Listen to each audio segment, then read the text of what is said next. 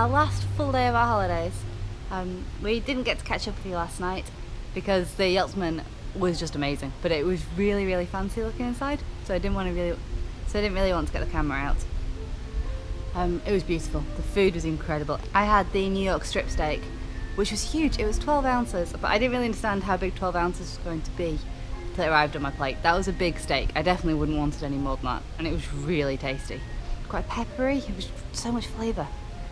Chris had the Kansas City, I think that was a 16-ounce steak, rump steak. I think that was a 16-ounce rump steak, and he said that was pretty good, but I didn't get to try any of that, so I don't know.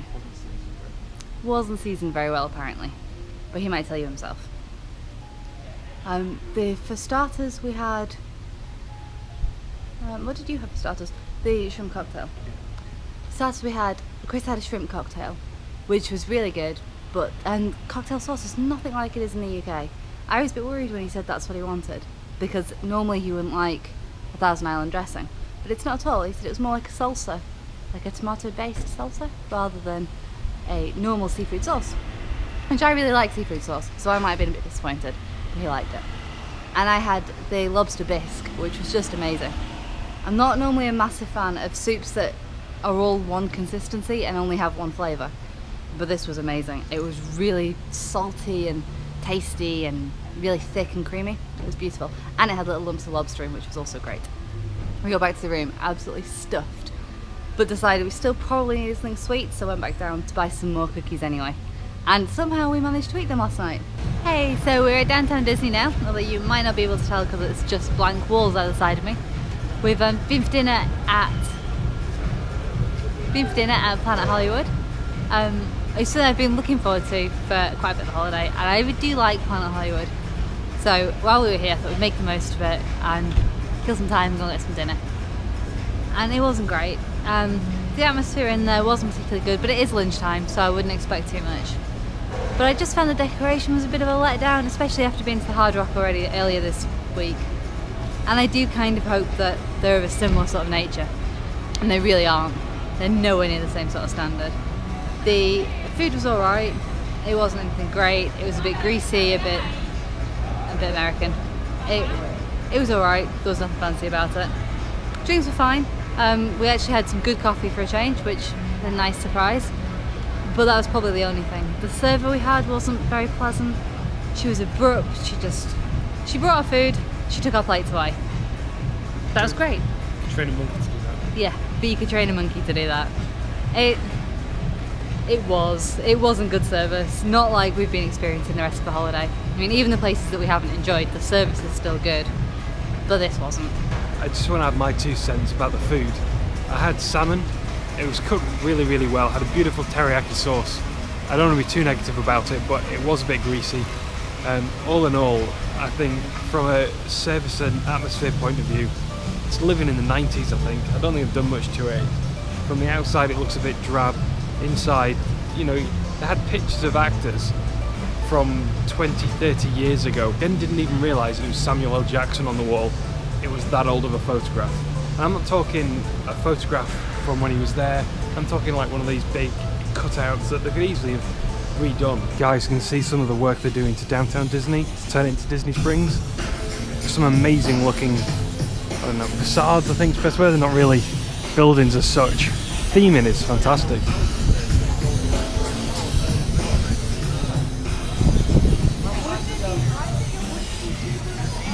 Although there's an awful lot of sunglasses shops in this place. I've lost count of how many I've seen. Surely people, when they come on holiday to Florida, they already have sunglasses. They come with sunglasses. You know, it's like going to skiing. Can you imagine going skiing, but not taking anything you need to go skiing? But once you're there, that's probably the best place to buy it. Maybe a highly inflated price, probably. Yes, highly inflated, but maybe better quality. Done by the people that actually care about just it. Don't buy from Mountain Warehouse. Yeah, just don't buy it from Mountain. Don't buy anything from Mountain Warehouse. There's a new bar or themed restaurant opening up in what will be Disney Springs. Not really sure what the theme's going to be, but it looks like they're prepping, they're doing work in there. It's not quite open yet. Beautiful view of the lake. And then the boathouse just to the right. can actually get these amphicars. Get a closer shot. You guys can take those out on the water. Well, someone drives them, pilots them for you. But you can take a ride out on the water. I think they're quite expensive, but they're brilliant. They're essentially boats with wheels, and then take you around for a bit of a trip on the lake, and then back again. The boathouse you can eat. I think from what I understand, the owner of the boathouse actually owns these amphicars. We walked past here on the way to go and get dinner at Planet HollyWood, and I did not see this gelato place. Well, I've got to go and look at this. Jen, gelato? Yes, gelato. Always gelato. There's a bakery around the corner as well that had some amazing things. Yeah. What was it? They had it's like a plastic cup, but they shoved what appeared to be day-old donuts and brownies and stuff in it. They called it the sink for the bakery or something. So it's like the kitchen sink at Beaches and Cream. Yeah. But it's all baked goods. Yeah, and mushed together in a cup. Given that it was only like $6 or $7, and it had probably about $15 worth of baked goods, I can only assume that it's old stale stuff. Yeah, it's got to be. Stuff that they couldn't sell otherwise. It might not be old. It might just be misshapen. There's a big selection of ice cream here. I think I'm gonna have to go for the usual coffee. Jen, what do you want? I'm torn. I don't know whether I want salted caramel or peanut butter. Maybe a scoop of each? Maybe.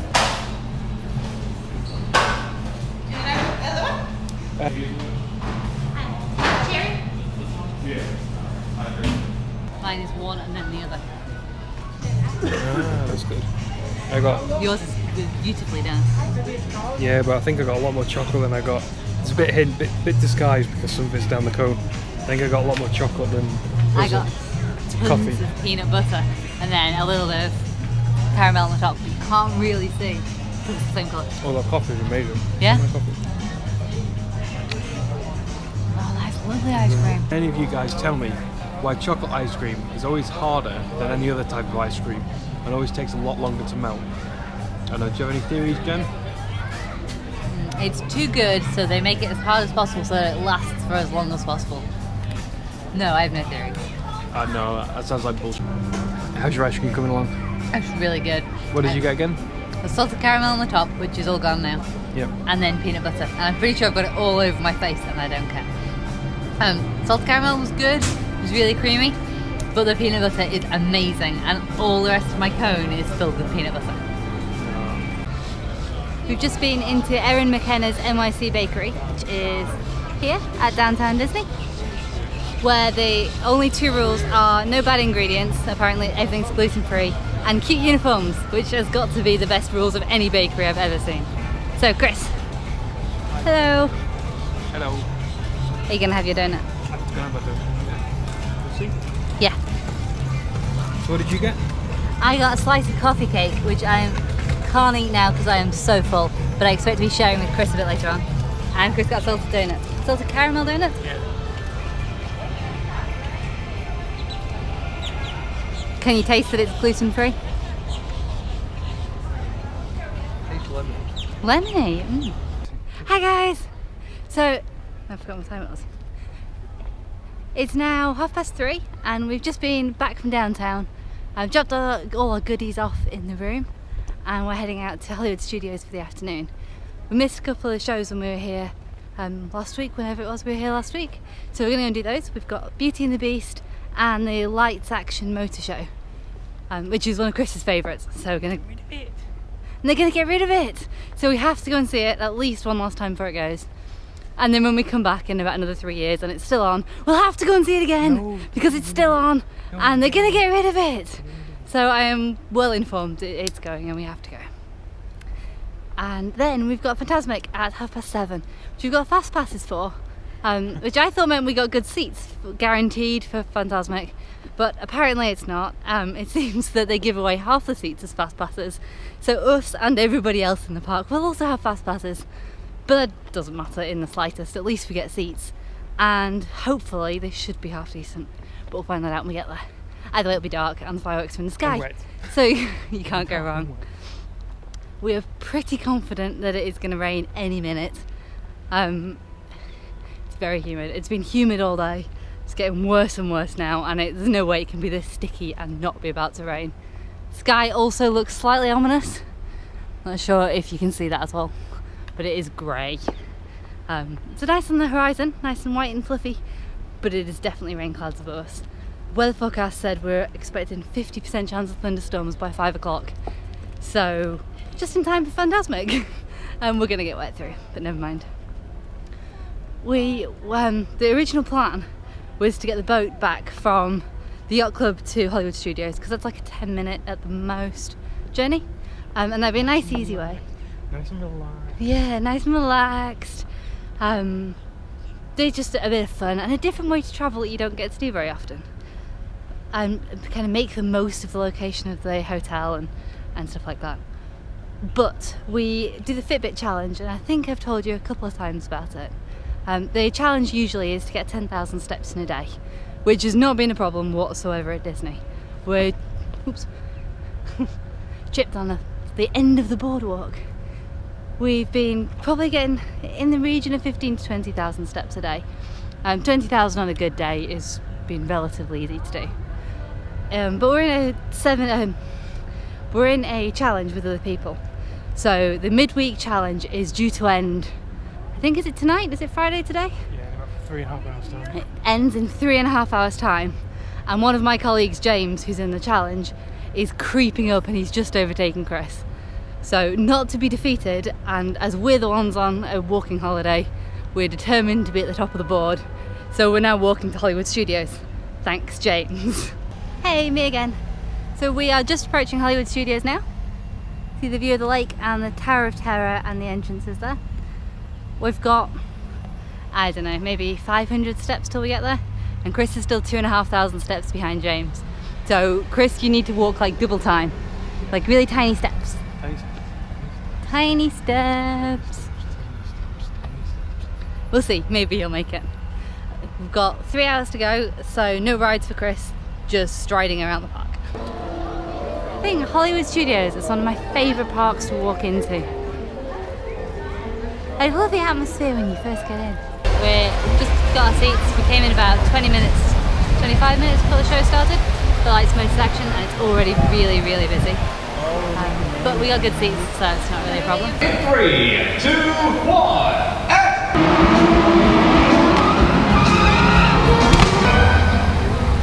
Nigger, where are you? Right up there, buddy! You're my best friend. She.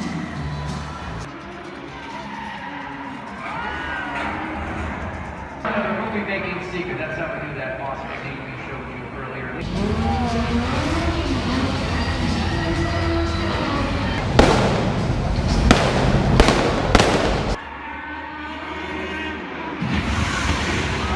Just been to see Lights Motors Action, which was really, really good. It always is, it's fantastic.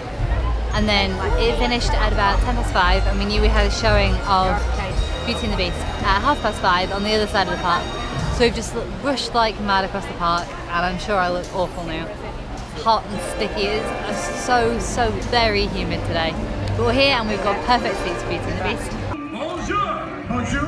Bonjour! Bonjour. Bonjour! There goes the baker with his tray like always. Roughly the size of the There he goes, isn't he true? Monsieur Gaston, oh he's so cute. Your dinner!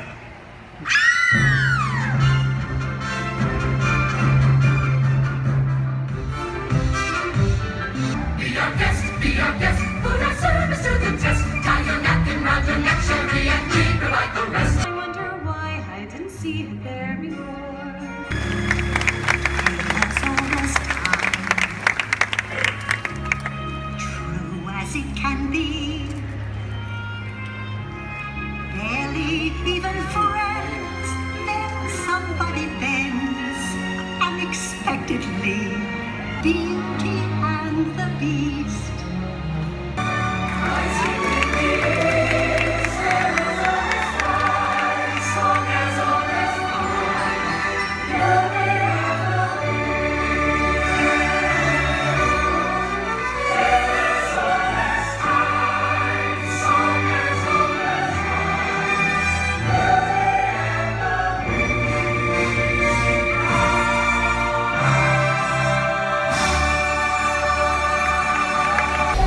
About 10 to 8, so we can for another 10 minutes for Fantasmic to start. The amphitheatre is absolutely packed. And I'm sure you can't hear any of this, but I'll let you have a look.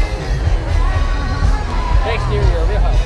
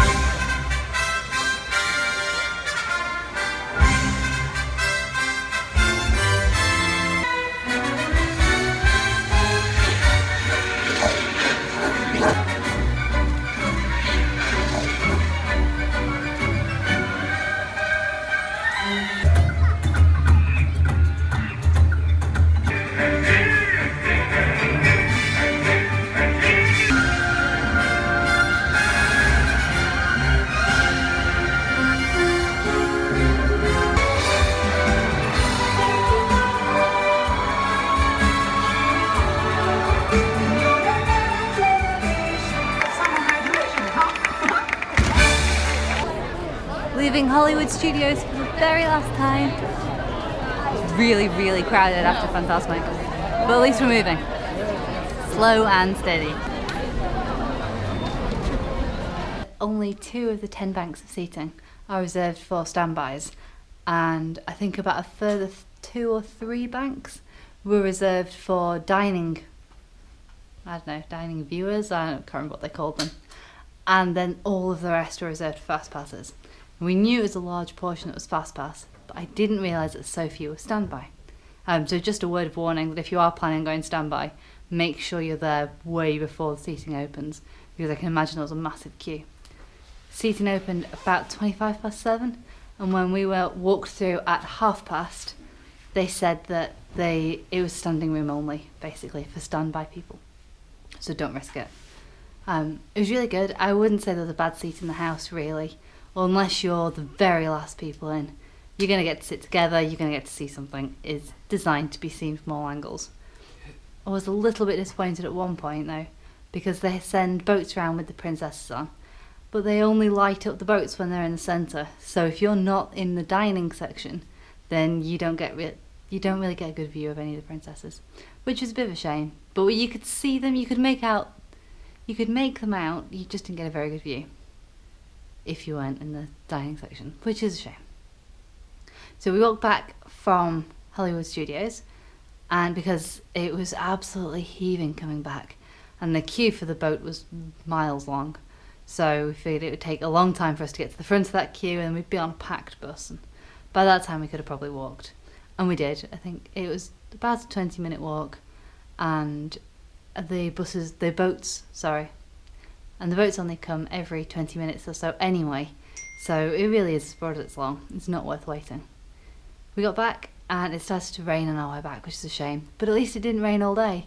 Like, we were expecting thunderstorms at 5 o'clock, and I thought our whole afternoon was going to be washed out, because we wanted to see the 2 shows, one of which would definitely have been cancelled in the rain, the Lights, Motors, Action, and Beauty and the Beast, which although it was undercover, we'd have had to wait outside. I thought it was just going to be a bit of a washout, but it wasn't, which was fantastic. Chris and I have just been downstairs to fill up our drinks and get some more hot cocoa, or hot cocoa for me anyway, and to go and find out a bit about checkout. And we found out everything we need to do about checkout. It's at a reasonable time tomorrow morning, so we can have a lie-in, which is good news. And we had the benefit of meeting JB. He works at the reception desk at the yacht club, and he is the first member of staff that we have spoken to on reception who has been friendly and helpful and amazing, and we love JB. JB's great. He was happy, wanted to talk to us, full of compliments, but not in a over-the-top cheesy sort of way, just a nice genuine person who answered all of our questions, and he was great. He was really, really good. So far, hands down the best member of staff we've dealt with on the reception team at the yacht club, and a million times better than the service we received when we arrived. So he really made our night. But now I think it's definitely bedtime. So I'll see you guys in the morning for our final day and travel to the airport and all that sort of fun stuff. And maybe Chris's voice will come back and you might get to see some of him too.